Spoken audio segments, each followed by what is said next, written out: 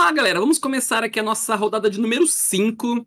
Temos Anderson Ken, de BW Ephemerate. Eu escrevi aqui, faltou um E no Ephemerate. Nós temos Luiz Pereira jogando aí de Altar Tron, pra delírio do chat, viu? O chat hoje tá na live certa. Eles estavam torcendo pro High Tide, torceram pro Hot Dogs, torceram pro Infect. E agora, galera? Pra quem é a torcida? Não é quem vai ganhar. Pra quem é a torcida? Pro Tron ou pro BW? Isso já diz muito sobre o caráter de cada um, né, Foguete? Eu não queria dizer, mas é isso. É exatamente isso. O cara que escolher Altar Tron aqui agora, eu vou falar pra você, só perde do cara do Fog Tron. Só perde pro cara que torceu pro High Tide. Aqui é uma partida interessante porque, assim, são dois decks lentos, né? O Altar Tron, ele precisa ali daquele setup para poder fechar seu kit de Urza, né? Para as coisas desenvolver. É claro, ele tem várias ferramentas de turnos iniciais, mesmo sem o Tron fechado, né? E o BW Ephemerate, ele tem esse início lento. É lente tapada, é Traben, pedrinha. Pedrinha. Que volta Cork, volta a ele, que faz de novo e compra mais uma. Exatamente. Né? Então, assim, é claro que isso associado a talvez uma disrupção com o rato, ou qualquer outra coisa que quebre artefato, ou exile cemitério, porque eventualmente até um Dawnbringer pode ser uma carta boa aqui, né? Sim. Porque o cara às vezes. Aquela Nihil de main. Porque às vezes o cara. Aquele primeiro Mir, ele vai lá assim, o primeiro Mir eu vou sacrificar porque ele vai ficar aqui no cemitério, depois eu consigo lupar com o segundo. E aí ele toma um Dawnbringer, já perde o primeiro Mir, então ele já começa a ficar um pouco atrás na partida também. E pra mim, G1 é um jogo onde, tipo assim, mano, faz o seu aí que eu faço o meu aqui. G1, eu concordo. Pós-side pode subir ali um Revoke, um Dust to Dust, pode subir ali um Duris, alguma coisa pra interagir, né? Pode subir, por exemplo, um Marauder pra ganhar aquele monte de vida e prolongar o jogo. Mas G1 pra mim é assim, mano, cada um faz o seu. Sim. É mais ou menos essa ideia mesmo. A gente já vê aí o Tron. Você chamou, veio, hein? O gatinho. Esse é o gatinho, né? Ele que dá é o draw, gatinho, né? Que dá um draw. Então, assim, ele tá nessa linha. Ele vai ali fazendo o deck, o jogo dele, né? A play dele. Ele ainda não tem acesso à mana preta, que a gente sabe que pode ser importante, né? As cartas pretas nessa partida. E o Tron tem potencial aí pra fechar o Tron. Não, ele gastou o mapa agora, né? Pra buscar a segunda peça. Pode ser que ele tenha na mão, a gente não conseguiu ver a mão dele ainda, mas ele fez o prisma ali, né? Então ele já tem acesso a todas as cores. E aí vai ser nesse jogo mais lento. Ele vai tentando construir ali a mão dele. Bom, eles ambos sabem que nenhum dos dois vão ganhar rápido, né? Então eles têm tempo para poder ir construir no próprio jogo, né? Crop Rotation já fechou o Tron com prisma. Tron fechado na 3, né? O Ken olha e fala, Aí complica. Esse é o tipo de jogada que ele pula turnos. Né? Então o Luiz aqui, ele pulou pelo menos uns 2 turnos nessa jogada. Porque no mesmo turno que ele fez a segunda peça, ele, entre aspas, rampou com o altar, com a torre, e já colocou o altar na mesa. Então, assim, ele já indica que ele pode combar no próximo turno. Exato, ele já tem 7 manas e uma das peças, né? E possivelmente ele deve estar usando hoje em dia o Pact Down para combar, né? Sim, que ajuda muito, é bem mais rápido. E eu achei aqui uma coisa legal na expressão do Ken, que ele fez o Tron, beleza, tal. Aí ele fez 3 manas altar. O Ken falou, é um Tron, é um combo. É o combo. Então você pode imaginar que é um Flicker, Tron, né? Sim, até porque normalmente o Altar Tron não usa prisma, não é padrão usar prisma, apesar de hoje em dia ele já dividir espaço, né, com o Energy Refractor, você não é um negócio padrão, e normalmente o Fog Tron quer o prisma o quanto antes, né, para você ter acesso ali counters e coisas do tipo, né? E por enquanto temos um Mono White aqui. Temos um Mono White que fez Overseer, comprou uma. Vai.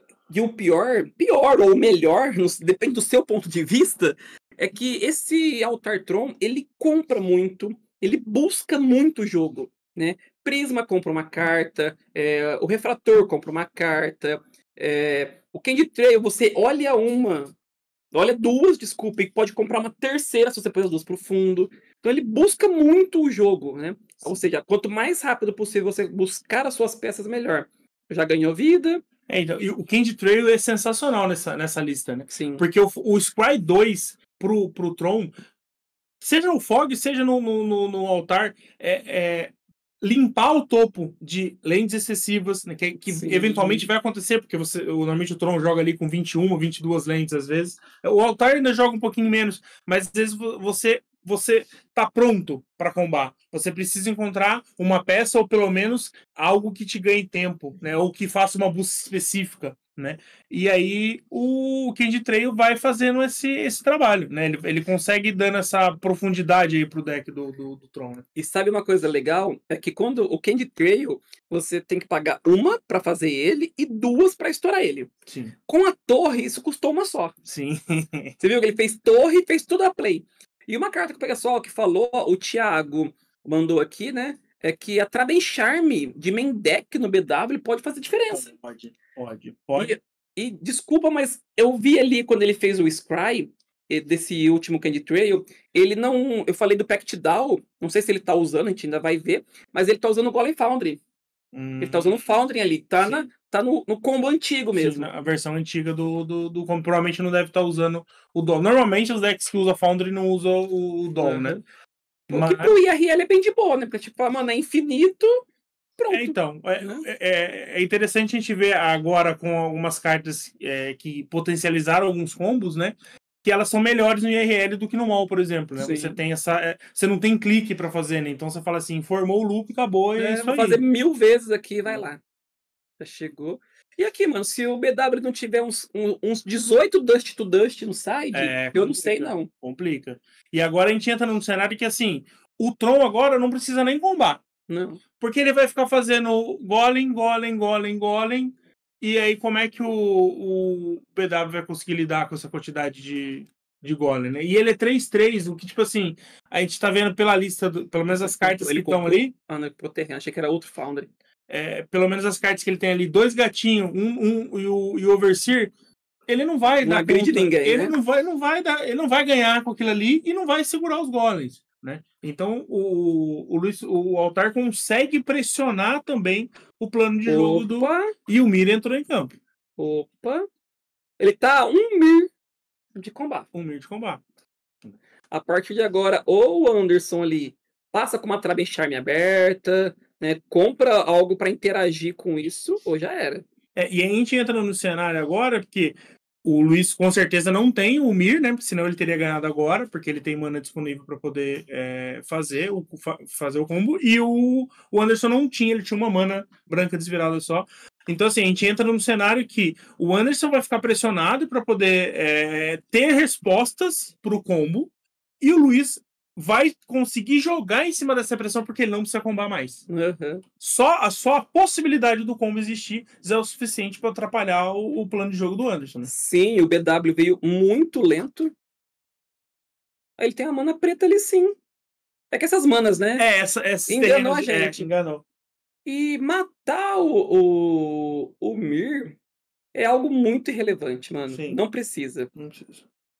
Não muda nada mais agora no plano, né? Porque ele precisa de um segundo Mir. Onde ele estiver, não importa, seja na mão, no grave ou no campo. Lá ele fez o Dawnbringer exilando o Mir. Então, ele fez a jogada que a gente comentou no começo, né? Ele conseguiu atrapalhar o plano. Ele pode ser combado na volta se o Luiz conseguir dois Mir. Antes ele precisava de 1 e não tinha, agora precisa de 2. Ajudou. Sim, com certeza atrapalha. Ele ganha o tempo que o BW... Porque, assim, os dois são lentos, mas em termos de ganhar o jogo, o BW é muito mais lento. Ele precisa de muito mais coisa, ele precisa de mais turnos para que aconteça, né? Porque normalmente ele vai ganhar só batendo. E aí o Altar não. Então, e agora a gente entra no cenário que o Golem Foundry pode ser o diferencial. Porque ele acaba de fazer um 3/3. Se vier uma segunda Golem Foundry, o negócio desanda.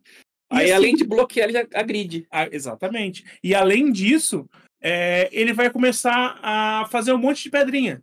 Então, ele tem mais Prism para fazer, ele tem mais Candy Trail para fazer. Então, tudo isso vai gerando, além de valor, vai ganhando tempo, que pode ganhar vida, pode fazer no bloco. Então, realmente fica difícil pro Anderson, que se ele não tiver nenhuma disrupção ou algo que realmente, como um Treben Charm, que consiga lidar ali no momento de combo ou para exilar alguma carta importante.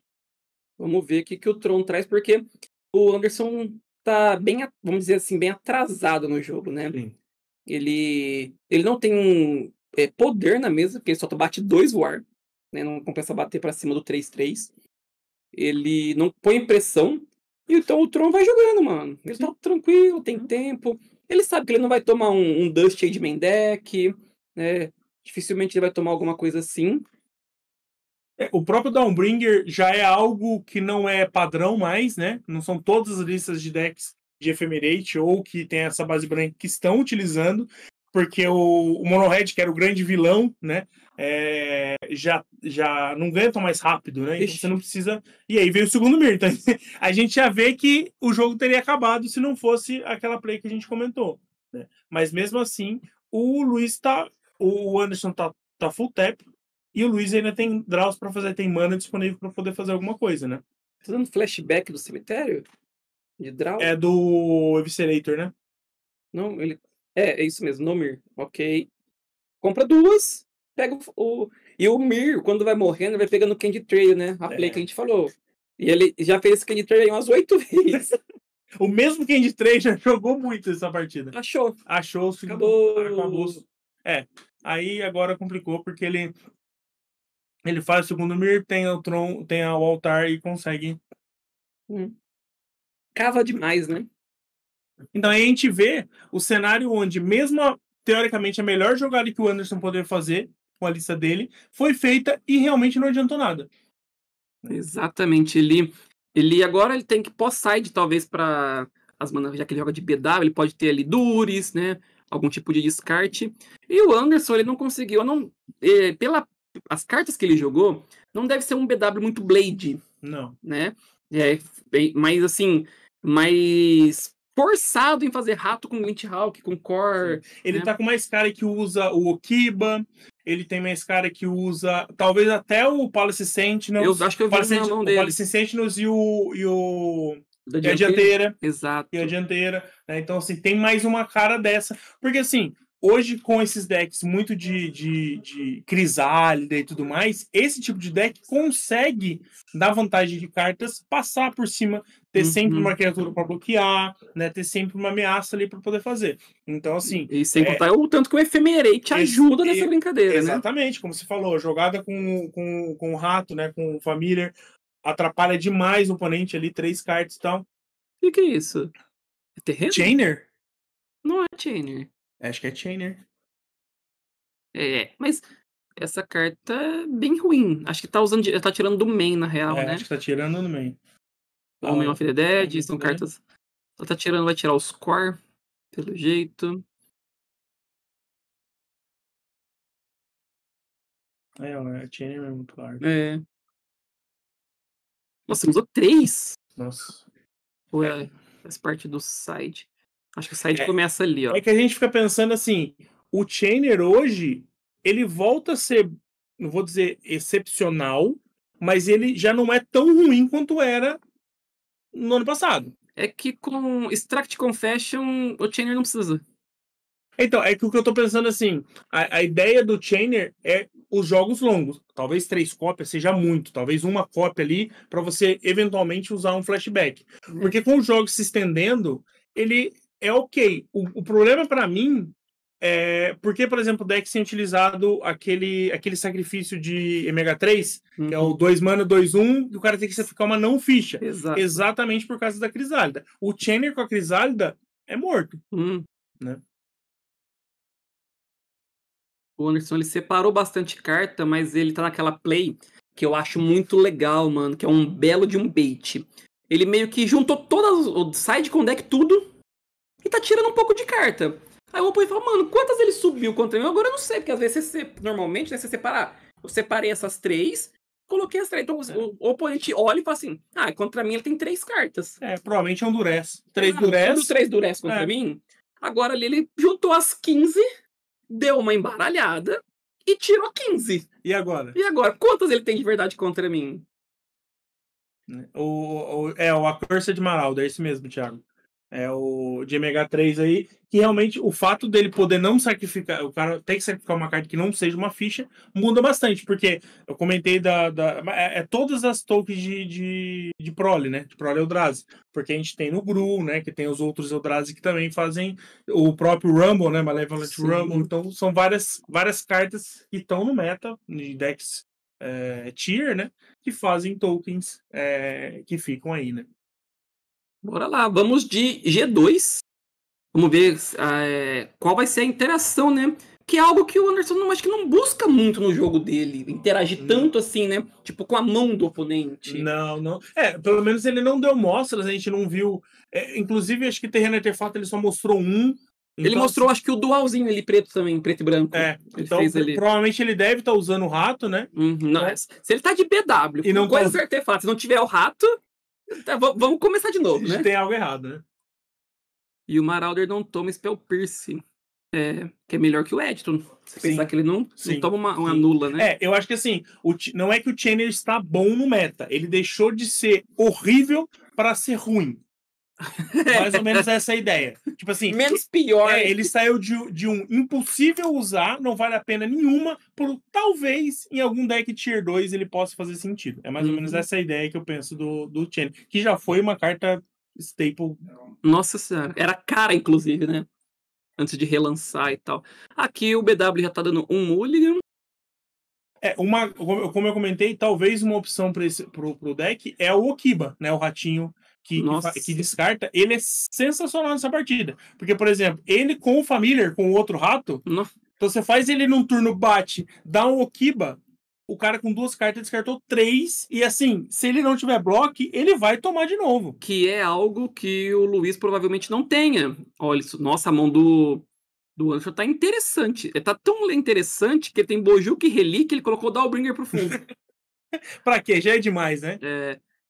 Essa relíquia aí, vamos ver como que o Luiz, né, está preparado para esse tipo de jogo, sabendo que você vai tomar descarte, sabendo que você vai tomar Dust to Dust, né, sabendo que vão interar. É o Pact Down que ele comprou? Roxinho, é o Pact Down. Então ele usa as duas linhas de jogo, né? Alguém comentou aqui, acho que é o Ertai, alguém comentou que tem listas recentes que tem aparecido as duas, então... Joga dos dois jeitos, pode ganhar dos dois jeitos. Pode ganhar dos dois jeitos, né? Comprou um Ephemerate. O Ephemerate apareceu, deu as caras agora. Assim, o gatinho bate compra mais uma, faz Ephemerate, compra mais uma. É interessante. Não, eu acho que assim, nessa ideia do plano de jogo lento do BW, ele funciona. Ele é um bloco, né? Ele é a mesma coisa que o cachorrinho, né? Só mudou o animal aí. Mas assim, não é encantamento, que eventualmente pode ser bom em algumas situações. Exato. Então, ele funciona. Por exemplo, ele pode causar um de dano ali, pode dar um Ephemerate com a mana, dar um draw, fazer uma compra, no próximo turno ele faz de novo, né? Então, assim, não é de todo ruim. Mas, de novo, o problema em si é que esse plano extremamente lento e grindado do BW não tende a funcionar contra o Altertron, né? Uhum. E aí, o Altertron aqui, uma curiosidade, vamos ver se vai acontecer, né? Que tipo de situação, agora já veio bem melhor. Agora. Que tipo de situação o Altertron tem para se defender de deck de bichinho? Sim. Né? Tipo, ele subiu o Breath of Apple, será que ele usa, né? Como ele é uma base talvez mais preta, ele tenha -2/-2, fumes, né? Que o deck do BW basicamente é deck de bichinho. Sim.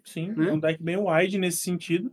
Me parece que ele vai ganhar dessa forma, ele procura ganhar dessa forma, né? Então, assim, o Luiz ele tem 2 pontos para pensar. Como me defender da disrupção que provavelmente o preto vai oferecer e, ao mesmo tempo, me proteger desses bichinhos. Bichinho 1, 2, 1 que não faz muita coisa? Mas eles vão estar sempre batendo, porque você nunca vai ter bloco. Uhum. Então, como você comentou, talvez um Marauder pode ser uma solução, ele demora um pouco para entrar, mas quando ele entra, se ele não for resolvido, 10 de vida todo turno, e aí não tem como o BW recuperar. Um mapa, ganho 5, sacrifico uma token aqui de mapa, ganho outros 5, eu dou um bloco aqui, mata esse bicho, ganho os outros 5, e o cara tá lá batendo 3, 4. Exatamente. Né? Prolonga o jogo, que é tudo que a gente comentou aqui. Tudo que o Tron quer aqui é tempo. É tempo. Quanto mais tempo, melhor. Porque ele consegue procurar as peças dele com a segurança de que ele não vai perder rápido, Uhum. né? Entra um pouquinho. Ixi, estou aqui até com o High Tide até agora. Entra um pouquinho nessa linha que o High Tide faz, né? Tipo assim, enquanto tiver tempo, eu não preciso comprar. Tô de Sim, boa. sim. Enquanto você tá me dando a oportunidade, eu vou deixar o jogo correr. Quando você me colocar aqui com as costas na parede, Aí a eu vou gente arriscar. vê. Eu vou arriscar, né?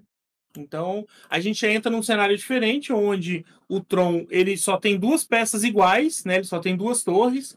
Beleza, ele ainda tem um mapa, né? Então, ele ainda consegue fechar nos próximos 2 turnos, né? Ele vai procurar uma peça Ele agora. tem Ancient Grudge na mão, hein?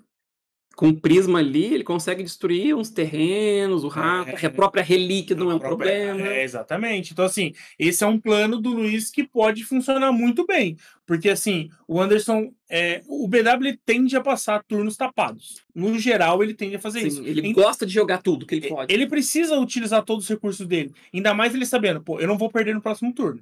O cara não vai me ganhar no próximo turno. Então, tipo assim, eu preciso maximizar minhas manas, eu preciso usar da melhor forma possível. E ele vai. E ele tem um Traben Charm na mão. Então, assim, ele provavelmente vai fazer a quinta mana agora, e aí ele já entra num cenário onde ele vai poder fazer 2 manas, ou uma mágica de 3 manas ali. Ele tem uma relíquia e um Traben Charm no mesmo turno. Então, assim, ele consegue se proteger de mais formas para não perder no combo. E vendo a mão dos dois jogadores aqui, a gente consegue ter umas plays muito loucas, né? Porque pensa que o Luiz pode, né, forçar esse. Olha lá, ele vai forçar no passe o destruir um artefato. Ah, ele vai destruir a própria relíquia, tá? Porque, por exemplo, se ele dá esse alvo no rato, ele toma um efemerate, é horrível. Sim.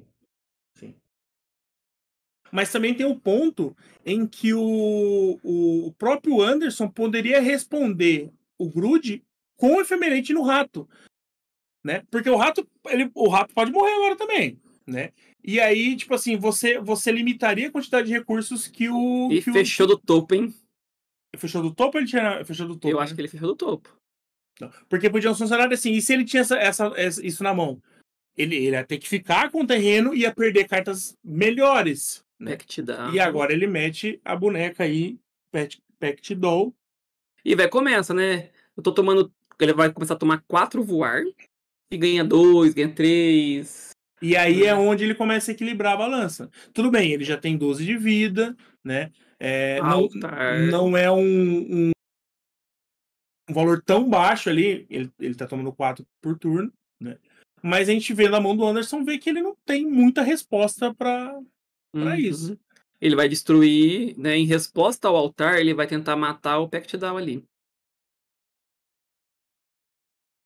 Ele dá o Traben Charm no Pact Doll. Provavelmente ele deve sacrificar o Pact Doll, né? Vai virar draw, né? Oferenda fanática. Não vai ter triggers, né, de vida, mas assim, ele não perdeu recursos, né? Exato. E comprou 2, né?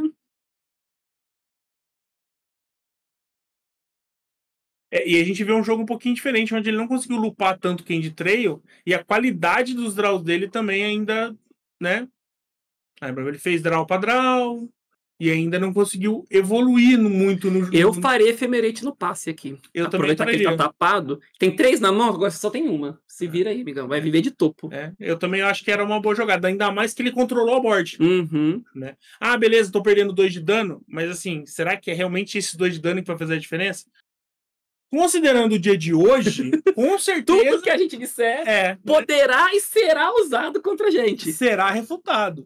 Mas assim, é um cenário onde a recompensa era instantânea, né? Se tirar 2 cartas ali de uma mão que só tem 3 cartas, era algo bem relevante. 6 mana, gerou uma colorida.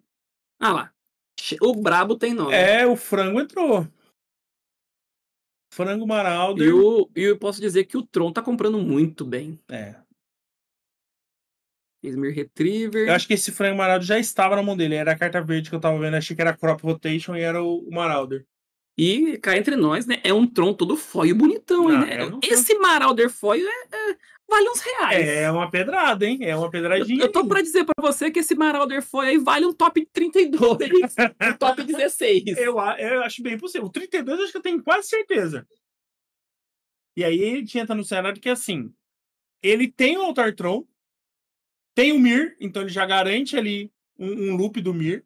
Ele vai fazer o mapa agora. Eu acho que o Anderson não tem resposta pro Marauder. Pelo que eu vi, ele tem Ephemerate, eu acho. Ele vai tentar, tipo... E é uma play errada. Então, Porque, essa é a questão vamos do ver, timing porque que a ele gente tem comentou. o Ancient Grudge lá, ó.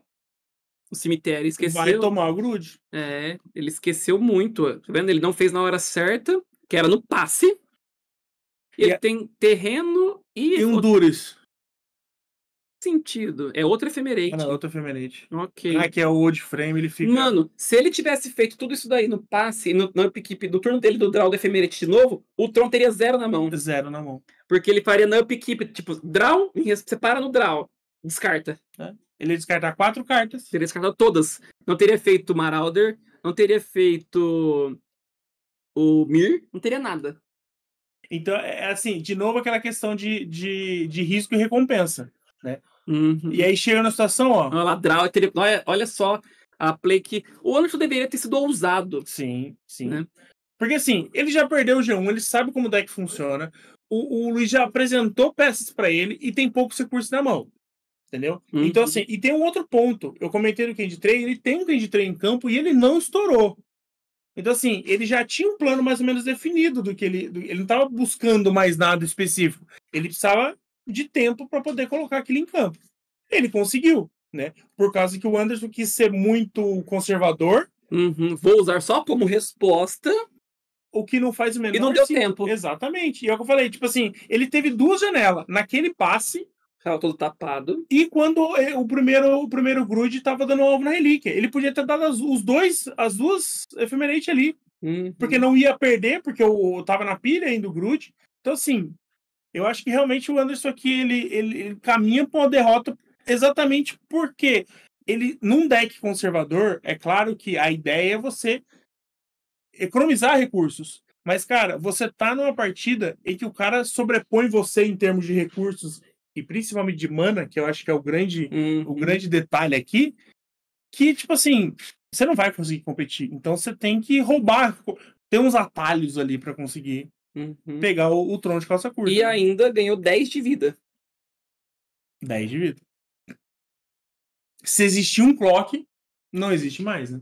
Agora na volta ele volta com o Ephemerate, né, do rebound. Ele pode descartar mais uma, mas ele não vai ter na mão pra descartar, porque ele fez o Mir. Ele tem outro do cemitério, acabou. Acabou. Ele tem outro Mir no cemitério, acabou. Tá, é infinito, é vida infinita. É vida infinita. Beleza, ele não ganha, mas ele não perde. E ele tem o Pact Down na mão. É só questão de conjurar. Acho que ele não tem mana pro Pact Down, ele só tem essa torre. Ele só tá gerando 3. Ah, não, ele tem mana sim, porque ele pode fazer isso infinito. E gerar mana infinita, né? Ele não gera mana infinita. Não, porque só que no último trigger, ele deixa essas 2 manas, faz Pact Down e vai. E aí, na volta, eu faço o Mir que tá na minha mão. Senão ele vai ter que descartar. Ah, ele sacrificou. Ele ganhou vida infinita. Ele ganha vida infinita e agora... conjurou. Com o terreno na mão. 2-0 ao Altar Tron, mas diria que até rápido, né? Sim. O IRL, né?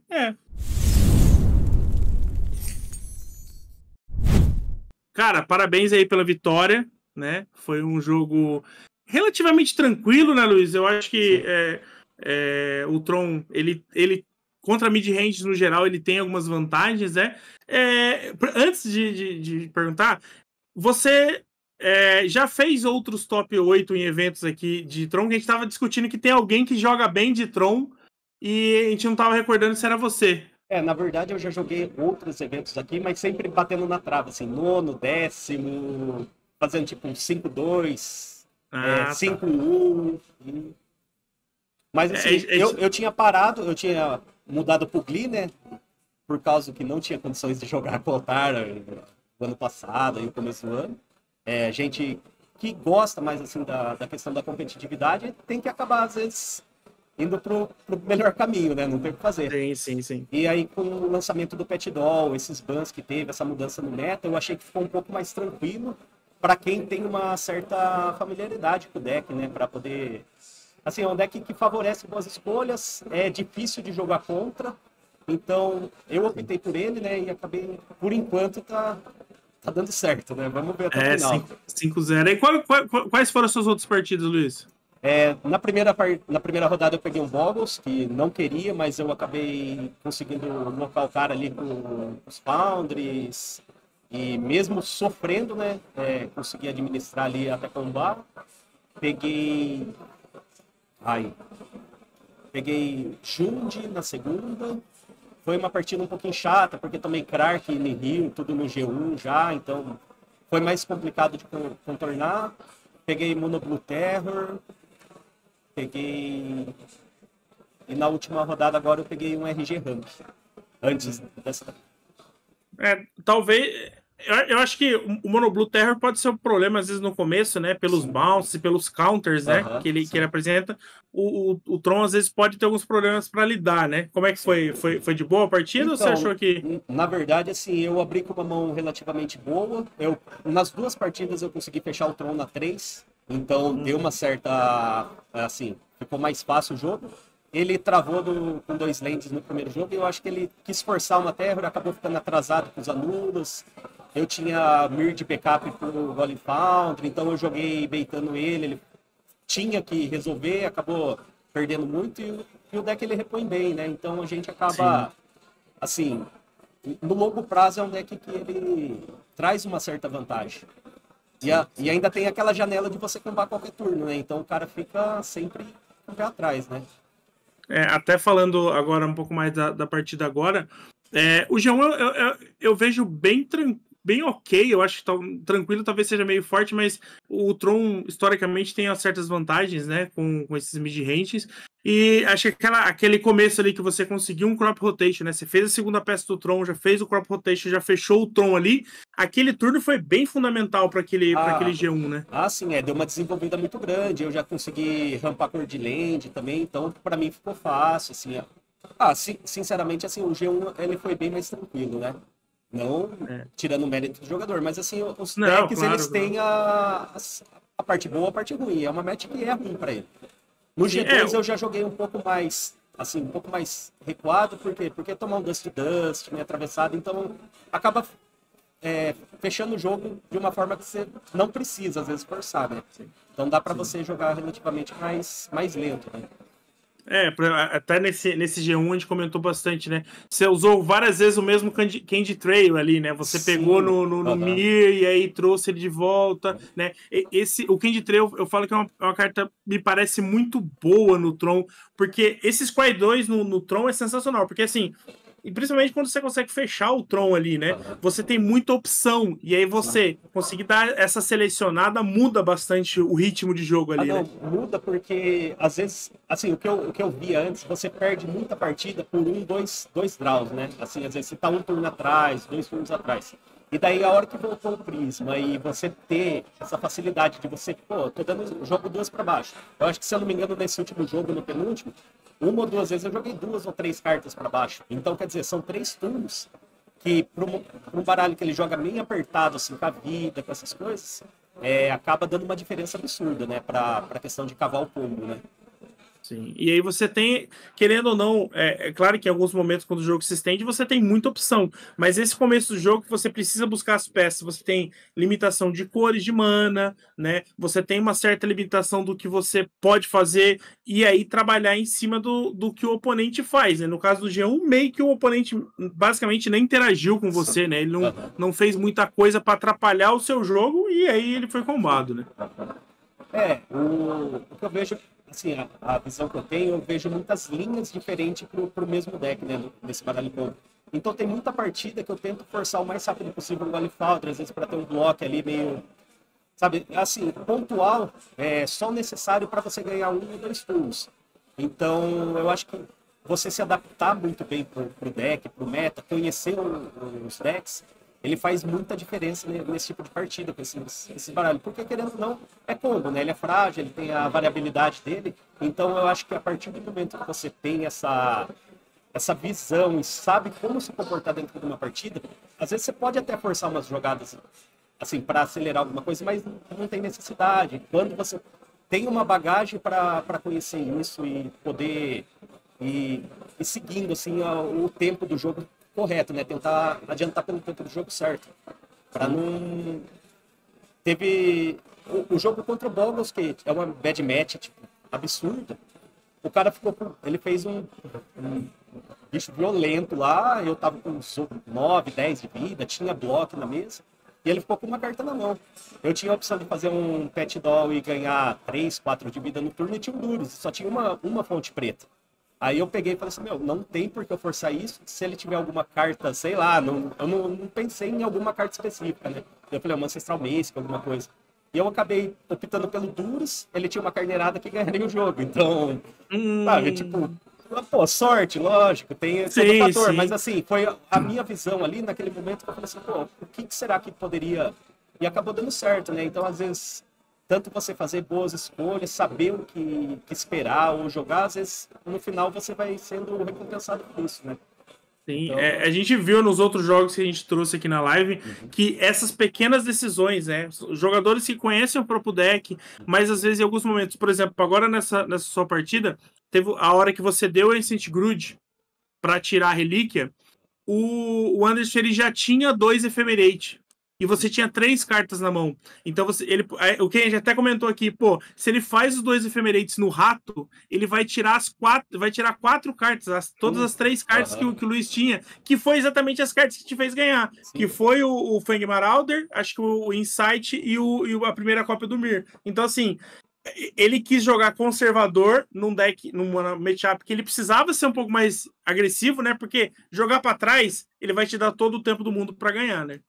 Então, basicamente, o que eu vejo é que às vezes a pessoa ela respeita muito numa partida que não pode respeitar, mas assim, tem o pró e tem o contra, né? Às vezes ele pode tomar janela. Naquele caso do rato, não, porque ele ia limpar minha mão, né? Então, não teria erro. Contra o Terror, ele tentou forçar e foi combado assim. Então, é aquela, né? Mas assim, quanto mais vai estendendo o jogo, o Tron, ele sempre vai ter vantagem, né? Ele, tanto faz, né? O Altar como o Ephemerate, né? Então eles têm uma vantagem muito longa, é difícil de perder no longo prazo. Né? Mas sim, então. Eu acho que esses decks mid-range eu sempre gosto de jogar com esse tipo de deck. E eu sei, cara, na partida contra a Tron, se você não começar com disrupção pra tirar essas peças do começo, você tem que arriscar. Se você não arriscar, cara, o jogo inevitavelmente é do Tron. E, assim, é um baralho que ele é muito bom, assim, também, né? Não dá pra falar. Mas a pessoa tem que saber como se comportar contra, né? Porque senão ela perde partida, às vezes ganha, né? Então... Sim. E até jogar com o próprio Tron, né, Luiz? Eu acho que o Tron, ele, mesmo a versão combo, né? O Fog ainda muito mais, que ele tem... É uma toolbox, né? Sim. Mas o Altar Tron, ele tem um plano de jogo definido e ele precisa usar as peças de recurso dele para ir atrás desses recursos, né? Para buscar isso aí. Então, tipo assim... o timing, eu acho que é muito importante no Altar Tron, né? Pelo menos eu que já estava adaptado jogando com esse baralho, joguei muito tempo. O ano passado eu joguei quase o ano todo com ele. Então, para mim, foi um pouco mais fácil. Ainda mais agora que veio o Pet Doll, ficou... O Pet Doll deu uma mudada no deck, né, cara? Eu pegava, assim, um Mono Red, um Rakdos, eu não tinha chance. Agora, eu vejo assim, pô...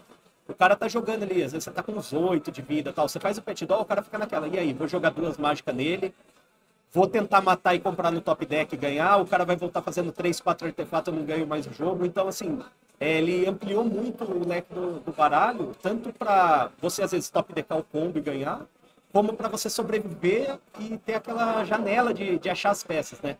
Eu acho, assim, sinceramente, que o baralho melhorou muito. Não que seja bem posicionado, porque tem fadas, que é realmente ruim, monoblue, que é difícil, mas assim, no geral, é um baralho que dá para ser utilizado ainda de uma forma competitiva, desde que você pilote bem, saiba como se comportar nas partidas. Eu sinceramente ainda gosto dele, né? Então, para mim sendo bom. Eu acho que o metagame atual, depois dos banimentos, ele ficou muito amplo, né? Então você tem vários decks possíveis de se jogar. Então, novamente, você tem um cenário onde você entender bem o papel do seu deck, as limitações e as vantagens, faz muita diferença em como você vai pilotar, né? Porque, tipo assim, você sabe, agora eu só ganho se eu arriscar. Agora eu tenho que ser conservador porque eu não preciso arriscar. Eu tenho as peças que eu preciso no tempo suficiente para mim, né? Então, eu acabei ganhando umas 2, 3 partidas forçando o combo. Porque eu sabia que, assim, eu não ia ter uma volta. Então, você fala assim, meu, é agora ou é agora. Então, você às vezes perde até na própria limitação de mana, porque tem que forçar. Às vezes você compra uma spell de draw, não tem a cor de mana, mas é um jogo que você não tem uma outra linha. E você ter a visão de quando fazer isso, que é o que faz aquela diferença, né? Pra gente poder tentar trabalhar da melhor forma possível com o deck, né? Independente de qual deck que seja, né? Assim, a gente tem que ter essa visão do tempo ali, de como jogar, né? Mas eu acho que no geral tá sendo um bom deck, eu gostei da escolha, é um deck que eu tenho familiarizado, gosto de jogar, então tá sendo bom. Vamos ver daqui pra frente. 5-0, né? Já dá uma... Não vou dizer que dá uma segurança, porque você perde as outras 3, né? Acaba saindo. Mas assim, você já começa a entrar num cenário onde você já tem mais ou menos a ideia dos decks que você vai enfrentar, né? No geral, você vai enfrentar os decks ali do metagame, então você já sabe que você deve encontrar um Wildfire, um Mono Blue Terror, né? Então, acho que você sai um pouco dessa ideia de pegar só Boggles, né?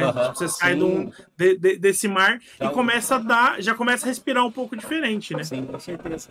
E, assim, os maiores medo assim, né, insegurança, questão de bad match, né? Era pegar fadas e talvez o High Tide, né? Porque assim, você não interage nada com o cara, você vai ter às vezes maduros, alguma coisa. Eu ainda optei por jogar com o Nihil de main deck, né? Não é todo mundo que joga, eu optei. Pra mim tá fazendo diferença, acabei ganhando o jogo do Terror por causa disso. Fiz 2 Nihil no G1, acabou atrasando totalmente o jogo dele, daí não tinha clock, a gente ganha.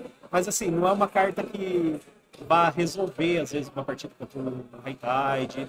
Contra um Fadas, ele põe pressão muito rápido, ele repõe a mão e você não consegue interagir com nada. Então, assim, são partidas que, desde que você esteja ciente daquilo e de como jogar, eu acho assim que é um risco que um jogador que quer evoluir como um jogador, ele tem que assumir alguns certos riscos, né? E saber que não dá pra você ser perfeito em tudo, né? Não, eu acho que assim, o grande vantagem hoje de você escolher um deck e aperfeiçoar ele no Pauper é que você entenda as limitações dele e saiba como elas vão ser aplicadas dentro das matchups, né, do desenvolver dos campeonatos. E aí, quando você coloca isso na sua cabeça, você já vê de uma outra forma. Você fala assim, bom, nessa partida, cara, tipo assim, eu sei que eu tô atrás. Então, tipo assim, o que pode me colocar na frente? Sim. E aí você ir trabalhando pequeno e aí jogando o jogo, né? E eu acho assim, como assim, às vezes muita gente, né? O cara fala assim, eu quero pegar um Tron, o cara tá de quero pegar um Tron porque é buy, né? Beleza. Só que assim, a partir do momento que o cara sabe como se comportar contra, você vai dificultar o possível para jogar no erro do cara, né? E às vezes ele força uma jogada que não precisa, você, sei lá, depende da opção, você tem um Breath Weapon, você tem aquela outra de rajada e tal, e acaba ganhando um jogo que não é pra você ganhar. Daí o cara fala assim, pô, não acredito que eu perdi pra isso. Mas não, você tem que saber como se comportar, né? E às vezes você acaba forçando muito sem precisar. Sim, exatamente. Bom, Luiz, é isso. Parabéns aí pelo seu resultado, 5-0. Boa sorte aí nas próximas rodadas. E quem sabe a gente se vê aí no top 8 ali. E pode voltar a conversar de novo. Tá bom, então. Obrigado. Tchau, tchau. Valeu, cara. Abraço. Obrigado.